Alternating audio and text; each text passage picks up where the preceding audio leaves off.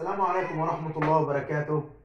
أعزائي المتابعين، لازلنا بنحاول نوصل لكم على قد ما ادانا ربنا من معلومة بسيطة حول أهمية محضر إثبات الحالة.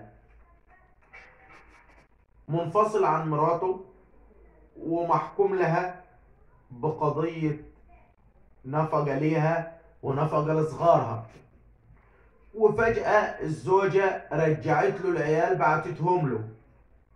هو خد العيال وما يعرفش ان حكم النفقة بتاع الاطفال بيعد عليه. طب اعمل ايه يا استاذ؟ واحد بيكلمني انا يا استاذ مراتي بعتت لي العيال وكانت المحكمة حاكمه لهم ب1000 جنيه نفقة. يا باشا استلم العيال بمحضر اثبات حالة في مركز الشرطة اللي انت تابع فيه، عشان من تاريخ استلامك للأطفال وهم معاك في مركز الشرطة، وتعمل بهم إثبات الحالة من يوم تاريخ تحرير المحضر، بتسقط انت نفقة الأطفال دي عليك بعد ما ترفع دعوة إسقاط مقرر نفقة صغار. والموضوع بتاع إسقاط مقرر النفقة ده هنتكلم عليها إن شاء الله في فيديو جاي.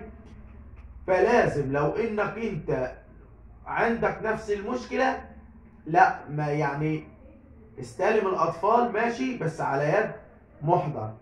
لكن نفترض ان هي ادتك الاطفال وبعد ما ادتك الاطفال راحت عملت محضر مثلا ان انت خطفتهم او سلطت حد يخطفهم، ليه تحط نفسك تحت طائله القانون؟ محضر اثبات الحاله يا جماعه مهم ان انت بتثبت بيه واقعه حصلت معاك، فحاول تستفيد منه.